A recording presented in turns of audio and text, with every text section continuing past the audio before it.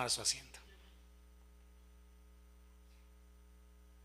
Si son tan amables, abran conmigo la Biblia en la carta a los Efesios.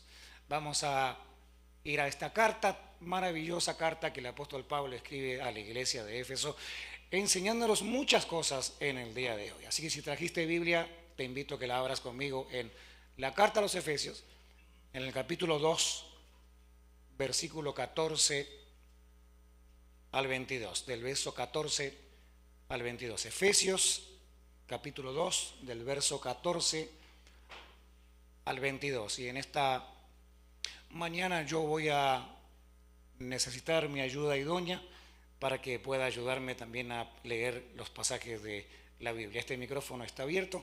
Cuando te dé la orden, vas a leer el papel, pero puedes pasar para que todos te vean. Pero trae tu Biblia. Qué sierva desobediente me tocó. Vamos a leer diferentes versiones. Paola tiene una, en la pantalla hay otra y usted en su Biblia tiene otra, pero es Biblia al fin. ¿Está bien? Vamos a leer juntos del capítulo 2, del verso 14 al 22, acompañando la lectura con mi esposa Paola. Leemos. Cristo es nuestra paz. Él hizo de judíos y de no judíos un solo pueblo. Destruyó el muro que los separaba y anuló en su propio cuerpo la enemistad que existía. Puso fin a la ley que consistía en mandatos y reglamentos, y en sí mismo creó de las dos partes un solo hombre nuevo. Así hizo la paz. Él puso fin en sí mismo a la enemistad que existía entre los dos pueblos, y con su muerte en la cruz los reconcilió con Dios, haciendo de ellos un solo cuerpo.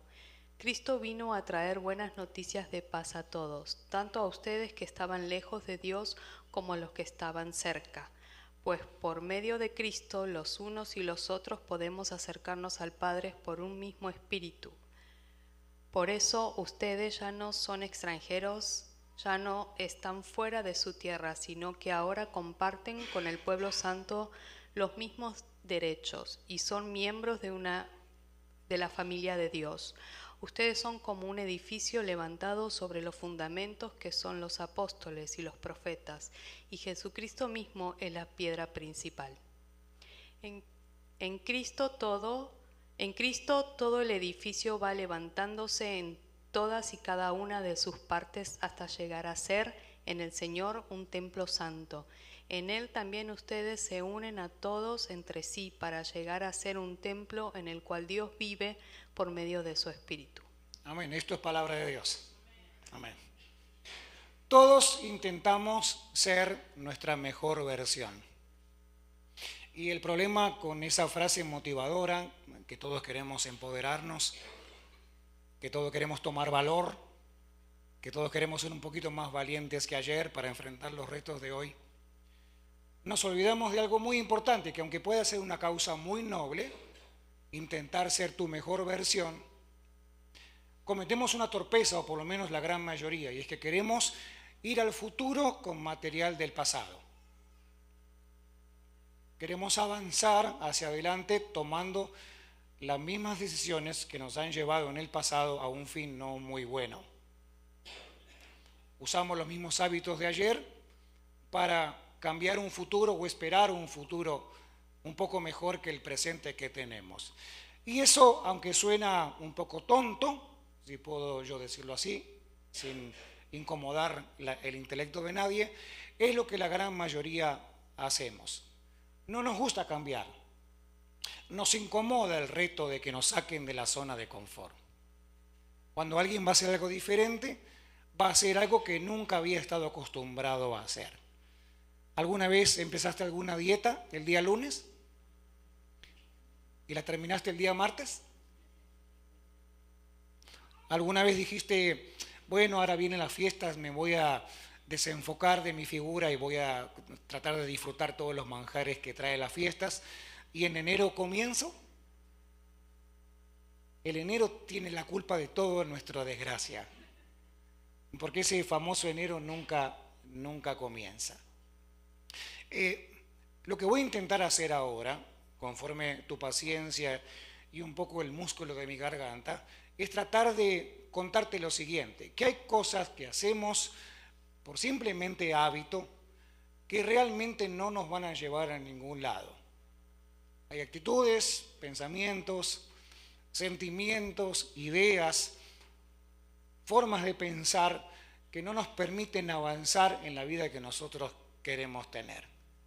Ahora, no todas las cosas son malas en sí. Insisto, no está mal que quieras tu mejor versión. No está mal que te quieras empoderar. Qué poca visión. Tiene que tener tequila, si no, no funciona. Gracias, hermano. El problema es no el hábito en sí. El problema es que si ese hábito te ha dado buen resultado o no. No voy a hablar mucho del tema de hábitos, porque sé que ustedes tienen mucha información sobre eso. Y hay muchas maneras de poder adquirir información. Algunos dicen que uno cambia un hábito a los 21 días, otros dicen a los 40.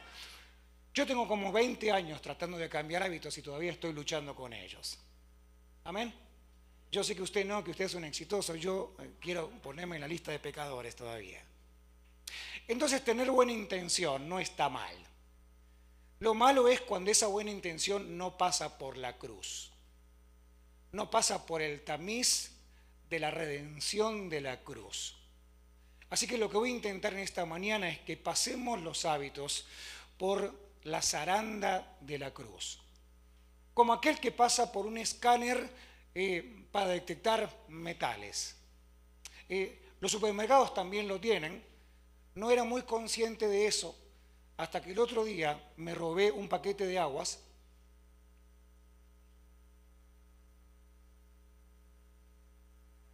Algunos dos entendieron. Digo, me lo robé porque no lo pagué, obviamente fue accidental, hasta que estando en la puerta del supermercado, la señorita me dijo, señor, usted tiene que volverse para atrás y pagar este producto, porque de lo contrario usted se lo va a estar robando. Creo yo que hay hábitos que hay que volver a pasar por el tamiz de la cruz. ¿Alguien me sigue la idea? El apóstol Pablo lo que hace acá es presentarnos un escenario de lo que está sucediendo en Éfeso. ¿Qué era Éfeso? Éfeso era una isla maravillosa que tenía varias iglesias. Era una ciudad cosmopolita, es decir, había gente de muchas nacionalidades y de muchas religiones también. Éfeso era una isla y eso hacía que Éfeso sea un lugar bien admirado por las personas. ¿Por qué? Porque ahí llegaban los barcos y había mucho comercio, había mucha negociación, había mucho interés financiero. Así que en Éfeso era un lugar donde todo el mundo se estaba peleando por el interés. Todo el mundo quería que los vieran a ellos y obviamente que les compraran sus productos. Dentro de la fe había dos grupos muy marcados. El primer grupo eran los judíos que se habían convertido a Cristo. Habían judíos que aceptaron a Jesús como Mesías. ¿Me siguen la idea? Y el otro bando eran todo el resto de los idólatras a dioses ajenos. Porque te cuento que como era un puerto, cada quien que llegaba ponía su dios en oferta. Y también ponía sus creencias a la venta. Había un templo, entre tantos, uno muy particular que se llamaba el templo de Artemisa o la diosa Diana. Déjame mostrarte un cuadro o una foto de lo que se supone que era este templo. Póngame la foto del templo, por favor, si son tan amables. Se miraría algo así. Cuenta la historia que este templo tenía 127 columnas. ¿Se imaginan el lujo de este lugar? ¿Conocen a la diosa Diana? Déjenme presentarla, o por lo menos es la imagen en la que se representa. Hay una foto también que nos va a ayudar. Esta es la diosa Diana. Se le llamaba la diosa de la sexualidad o la diosa de la procreación, y lo que tiene en la parte de arriba no es algo muy agradable, pero simbólicamente son senos, porque se creía que ella era la que proveía a toda persona que le pidiera. También era conocida como una cazadora, es decir, era un dios muy fuerte en la época. Ahora, todos los griegos que se iban también convirtiendo al evangelio, los dos, síganme la idea, tanto los judíos ortodoxos, conservadores, religiosos del pasado, ahora aceptando a Jesús como Salvador y viviendo una vida nueva en Jesús. Por cierto, este mensaje se llama Una nueva humanidad, porque es así como Pablo lo dice. Pablo dice que hemos sido llamados a una nueva humanidad. Esto quiere decir a una nueva forma de vivir. Esto quiere decir a vivir en una novedad de vida. Jesús se encuentra en alguna ocasión con un personaje llamado Nicodemo, se ponen a hablar. Jesús le dice: si no nacieres de nuevo, no vas a entender lo que estoy planteándote como reino de Dios. Nicodemo, que era un ortodoxo, religioso, intelectual, conocedor, dice: ¿y qué hago? ¿Acaso puedo volver al vientre de mi mamá? Jesús le decía: no te preocupes por el tema de tu edad biológico, preocúpate por entender que a Dios no lo vas a conocer a través solamente de tu conocimiento. A Dios lo vas a conocer si te atreves a nacer de nuevo. ¿A qué nos está llamando el Señor a todos hoy? ¿A qué el Señor llamó a la iglesia de Éfeso en particular? Te conté, había dos grupos. Los dos tenían el mismo problema. Los dos miraban a Dios. Los dos miraban la iglesia. Y los dos miraban a su fe. Los dos miraban a su fe con los lentes del pasado. Préstenme los anteojos, por favor. Gracias. Son de mi esposa, no se preocupen. Los dos grupos estaban observando su vida en Dios, ahora en este nuevo lugar, a través de los lentes del pasado. ¿Qué tal? ¿Qué les parezco? Profesora de matemática parezco. Pero para poder ver la vida que Dios tiene realmente en nuestro presente, al igual que los creyentes de la iglesia de Éfeso, había que comenzar a verlo con ojos nuevos. No se podía seguir con un hábito del pasado tratando de entender las cosas que Dios tenía para ahora. Había que dejar, póngame atención, había que dejar el hábito del pasado. Los dos grupos estaban igual y luchaban por la misma problemática. Los religiosos ortodoxos y judíos veían a Dios a través de lo que ellos habían aprendido de Dios. En cuanto a los dioses o a los que adoraban dioses, exactamente la misma dinámica. Pónganme atención. En el Antiguo Testamento nos habla mucho acerca de hacer cosas para agradar a Dios. Síganme la idea, por favor. Antiguo Testamento, hasta la venida de Jesús, todo el mundo tenía que hacer cosas. ¿Qué tenían que hacer? Diferentes cosas. Bíblicamente hablando, habían sacrificios. Las personas tenían que venir al templo a ofrecer sacrificio. Había un clérigo especial, se llamaban sacerdotes o sumos sacerdotes. Las personas venían hacia ellos, les entregaban las ofrendas, ellos iban al altar y le pedían perdón a Dios por la falta del pueblo. ¿Me siguen la idea? De Cristo para acá la cosa cambió, pero todavía no llegó ahí. ¿Qué pasaba con los griegos, con los que adoraban otros dioses, con los que tenían otro tipo de creencia, cualquiera sea? Por cierto, había más de 50 de las más conocidas religiones en Éfeso. ¿Qué pasaba con ellos? Exactamente lo mismo. Ellos tenían que pagar el voto a su deidad, tenían que portarse bien ante su deidad, porque de lo contrario habría castigo. De lo contrario no habría resultado, por lo cual ellos estaban trabajando para que la gracia de ese Dios, aunque Dios en miniatura, llegara hacia ellos. ¿Me siguen hasta acá? Si te acuerdas, hace un momento te enseñé la figura de la diosa Diana. La diosa Diana era justamente diosa de la procreación, de la prosperidad, del buen pasar, del tener resultados. Así que cada persona que le prendía una velita, entre comillas, a la diosa Diana, esperaba que tenía un resultado acerca de eso. Y el mensaje para todos, el mensaje religioso para la gente de Éfeso y el mensaje religioso en el siglo XXI sigue siendo el mismo. Tienes que portarte bien porque si no Dios te va.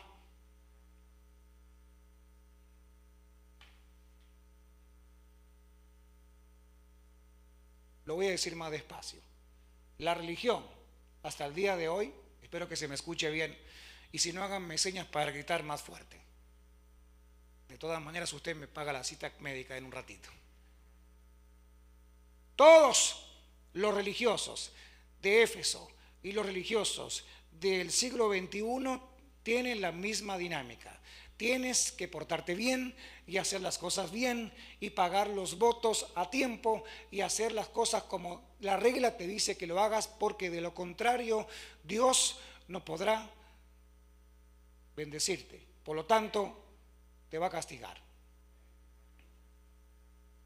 ¿Alguna vez escuchaste en nuestra iglesia evangélica que el que no diezma, Dios lo maldice? Están todos fritos acá, fritos. Derecho al cielo. Si vas a ofrendar aún dinero en el día de hoy, si vas a diezmar por miedo a que Dios te maldiga, te equivocaste de iglesia, acá no era. Si vas a diezmar porque eres una persona que tiene mente de reino y que sabe que la cosa avanza cuando avanzamos en fe, entonces por favor diezma.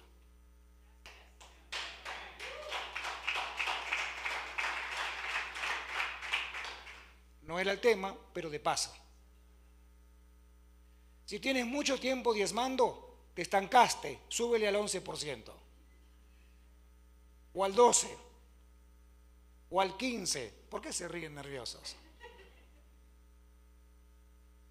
Y si nunca en tu santa vida diste nada, comienza a dar hoy $1.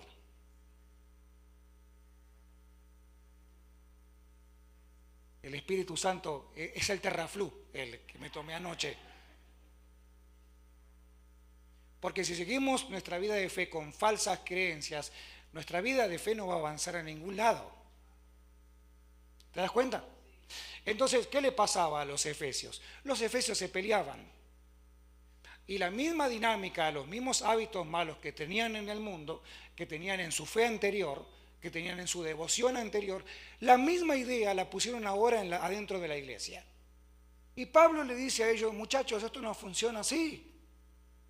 Acá no hay barrera, diferencia entre ustedes, entre unos y los otros. Acá lo que hay es un Cristo en el medio que ha hecho todo por todos, aunque ustedes no lo entiendan o no lo quieran entender. No se trata tanto de lo que hagas por Él, se trata más de lo que Él ha hecho por ti. Se trata mucho más de lo que Él ha hecho por ti. Saben que hay momentos de alabanza y momentos de alabanza. Lo que pasó en mi corazón, por lo menos en mi corazón, que soy el que anticipadamente preparé esta enseñanza, yo sé cuando los muchachos cantan guiados por el Señor. No es que otras veces no, pero hay veces que son un poquito más profundos que otros, ¿no? Bueno, hoy es uno de esos días. Porque te están hablando de que hay un amor que no tiene nada que ver con tu actitud, que tiene que ver solamente con la intención de aquel que te persigue para amarte. Nada más.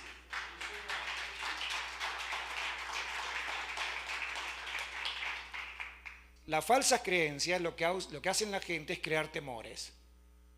Y como en el tiempo antiguo las deidades daban miedo, y como en el tiempo antiguo Dios mismo, Jehová, daba miedo.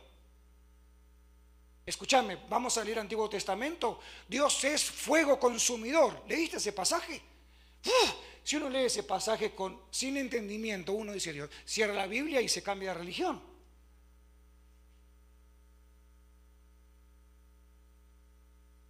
Ahora, ¿de qué te habla el Antiguo Testamento? Te habla del carácter de Dios.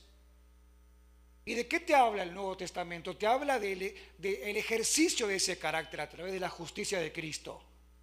Justamente porque Dios es fuego consumidor, envió a Jesús para morir por ti, para que no te consuma. 2 o 3 entendieron y 2 o 3 me dicen amén, y con eso me basta. Sigamos avanzando.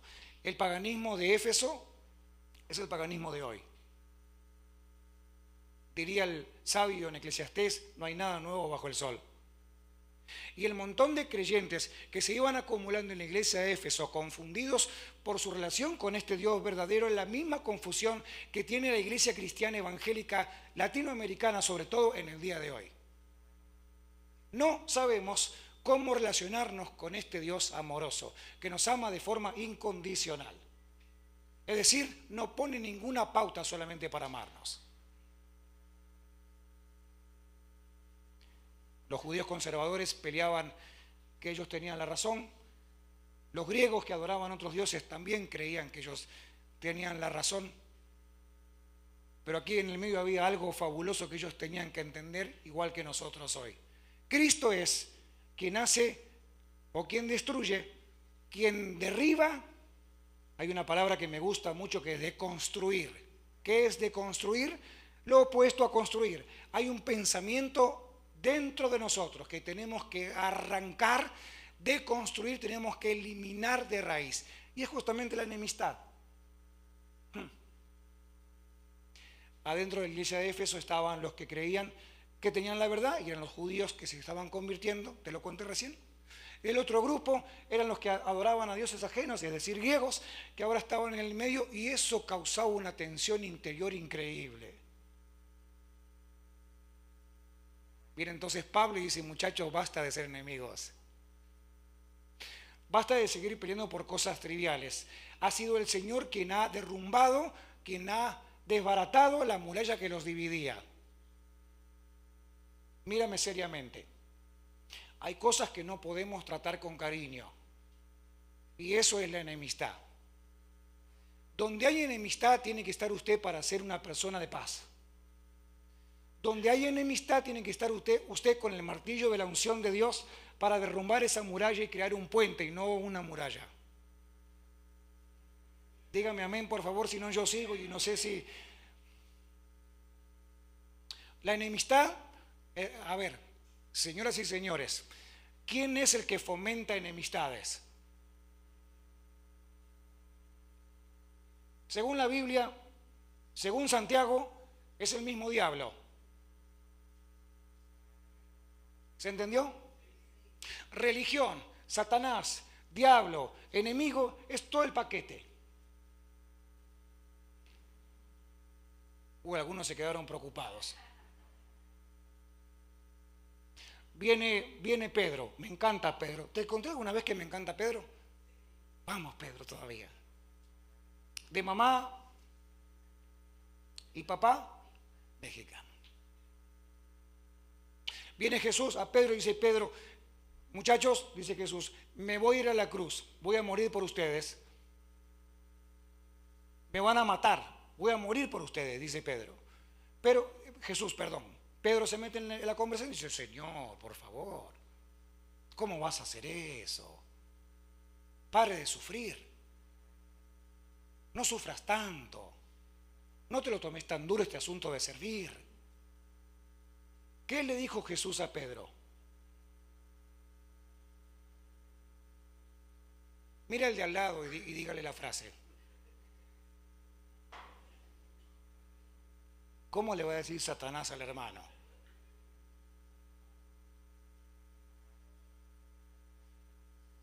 Hay cosas en tu casa que son Satanás.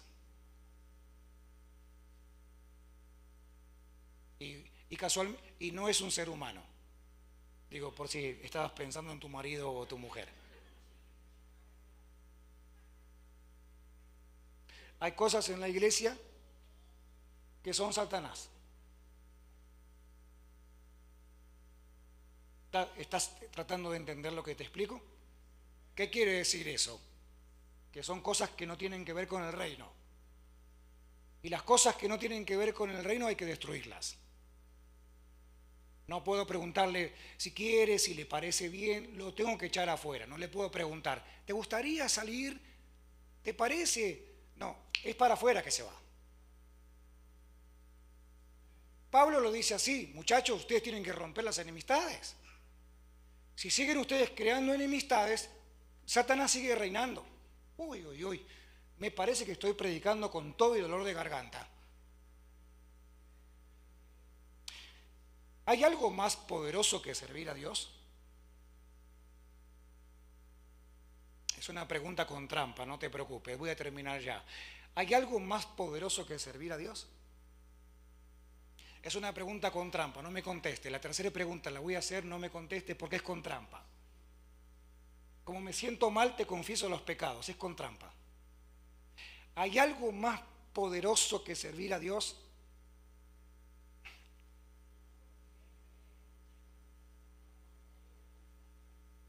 desobedientes como ellos solos.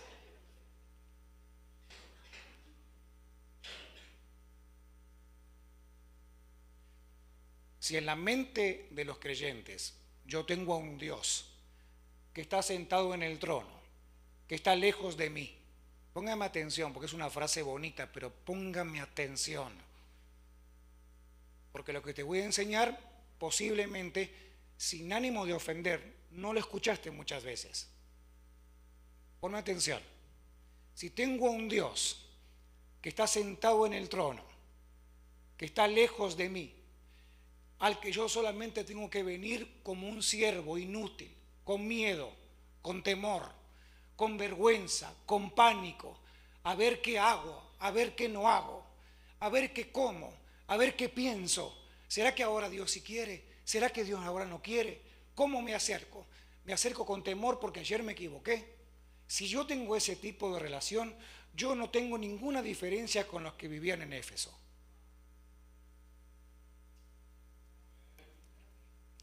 Esa revelación la tuve anoche por el Terraflu. Lo más escandaloso de que Jesús, o sea Dios, en la segunda persona, haya venido a la tierra es que se hizo hombre. El problema para todos los del momento era que Jesús se había hecho hombre. ¿Cómo Dios se hace hombre? Hoy usted y yo lo entendemos como mascar un chicle. En aquella época, pensar de que Dios, una deidad, ¿me están siguiendo? Una deidad se haya hecho hombre para hablar con cualquier persona normal del momento. Y no cualquier persona, no había tremendos personajes en este momento. Prostitutas, cobradores de impuestos, pescadores, gente bruta, gente terca. Eran de Buenos Aires. Había gente sábelo todo, eran colombianos.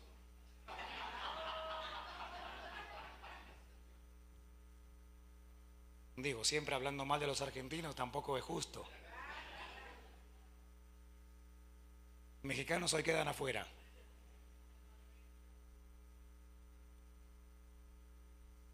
Entonces Dios, hecho hombre, habitando entre los hombres, ¿saben lo que dice Juan?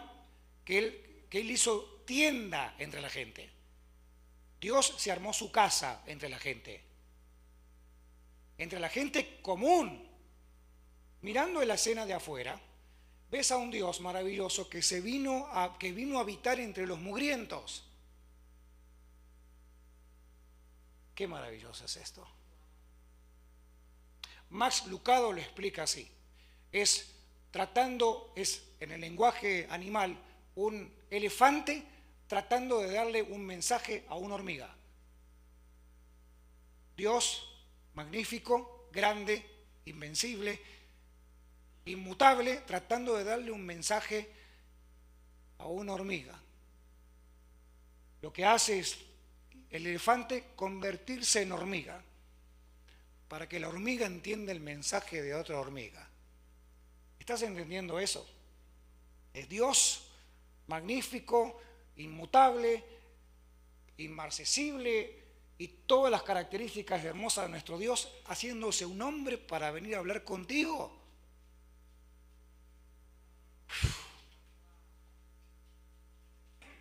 ¿Hay algo más poderoso que servir a Dios? Me siguen diciendo que no. Y le dije que una pregunta con trampa. Sí lo hay. Es servir junto a Él. El apóstol Pablo dice que somos colaboradores del reino. Somos colaboradores de Dios. A ver, ponme atención. Servimos junto con Él en asociación. No solamente es el Dios que está por encima de nosotros, es el Dios que está al lado de nosotros. ¿Estás entendiendo eso? No es el Dios al que tienes que acercarte con miedo por el error que cometiste ayer. Es el Dios que camina contigo aún en tu propio error. Ponte en pie conmigo, por favor.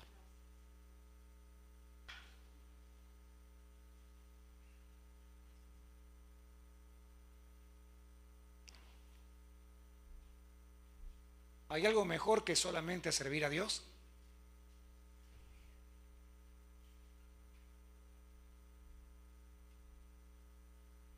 Juan 15:15. Este verso lo leo y lo pensamos juntos. ¿Lo podemos pensar? ¿Alguien todavía tiene 2 neuronas que pueda usar? ¿O 3? Hablo en serio. ¿Todavía alguien tiene ganas de pensar? Bueno, piensen conmigo. ¿Lo leemos y lo pensamos? Por favor, lo leemos y lo pensamos. Pero quiero que lo pienses. Si lo piensas, te invito a un café. Y si lo hacen, te invito a un asado.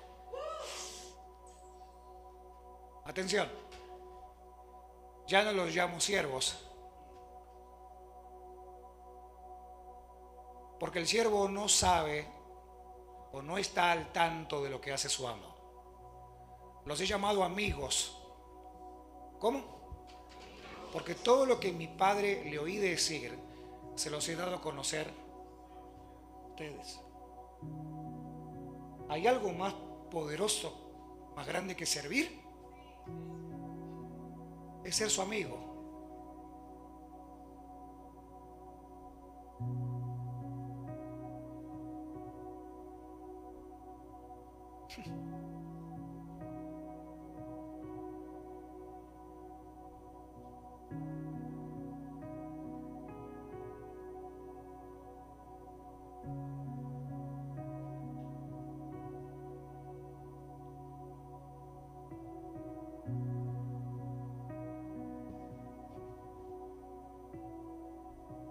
El evangelio es una locura.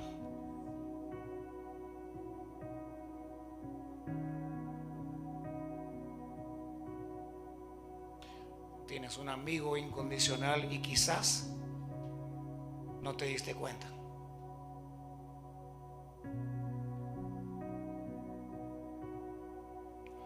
Quizás hasta ahora tu trato era solamente con ese Dios en el trono con cara de malo, esperando que te equivoques para castigarte por tu error. O ese Dios al que te tienes que acercar dándole algo para que se le aplaque la ira. Por eso vienes con una ofrenda o con un regalo o con tu servicio. Tengo tanto que hablar de eso yo.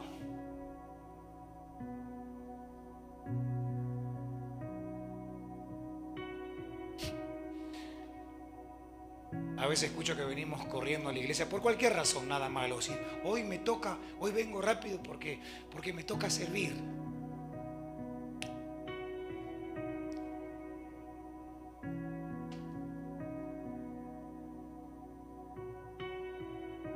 Y de lunes a sábado, ¿qué hiciste?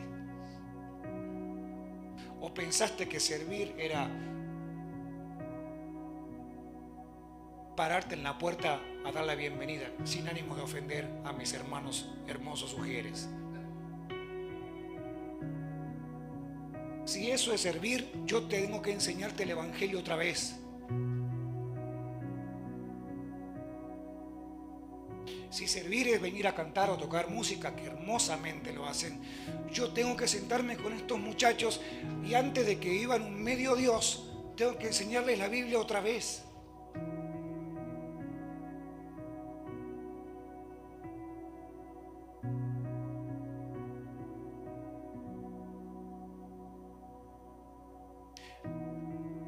Si te sientes amado a medias,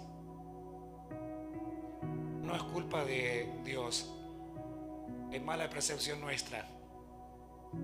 Todavía tienes a un Dios sentado en el trono, con cara de malo, para acusarte porque no has venido muy seguido a la iglesia.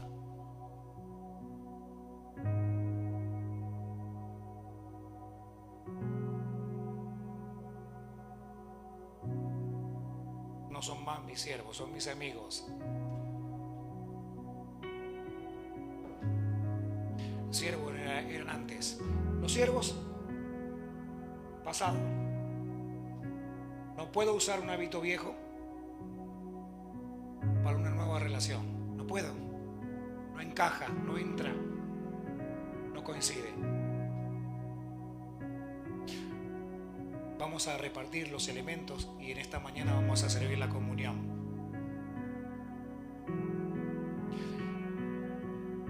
Jesús tomó el pan y copa, elementos tan simples, porque era lo que tenían en la mesa cualquier persona de la época.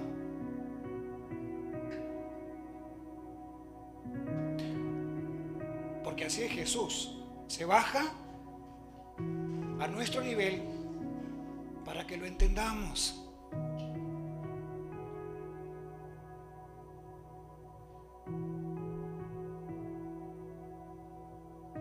Se baja a nuestro nivel para que entendamos su vocabulario. Increíble. Y agarró el pan y agarró la copa y lo compartió con los discípulos y le dijo: miren muchachos, esto es simple. Yo voy a estar con ustedes. No tengan la idea de que soy un Dios malo, ajeno, castigador. Yo estoy ahí en el medio de ustedes. Pan y copa, ¿estás entendiendo eso? Algo muy simple, tan simple, tan simple, tan simple.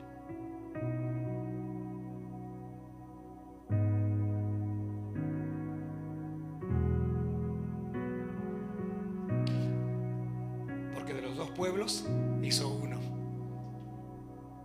No hay enemistades, ya no más. Me confirman cuando todos tenemos los elementos.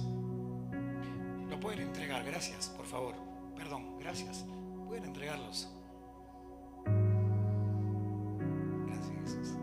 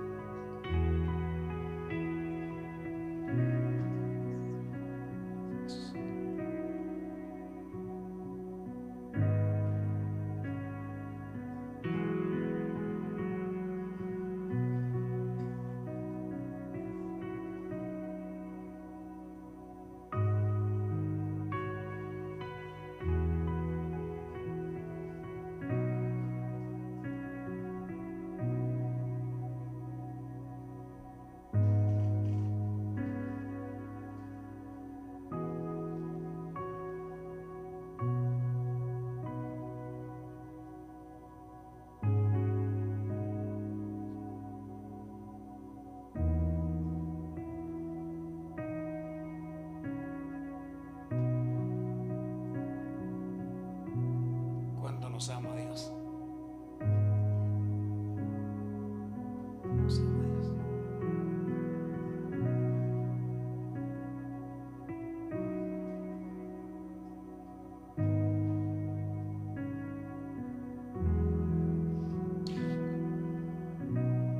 Lo que más me asombra de Dios es que nos ama igual, aunque nos conoce.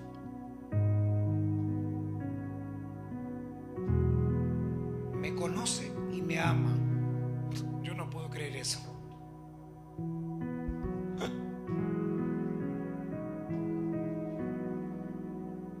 Si no me conociera, quizás en una de esas, bueno, le caigo simpático, pero me conoce. Me conoce. Y eso es grave.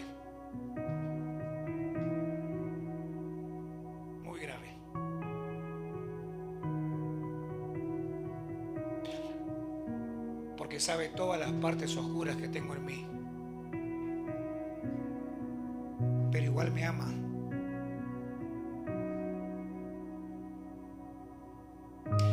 No ama mi oscuridad, me ama en la oscuridad. No ama mi pecado, pero me ama aunque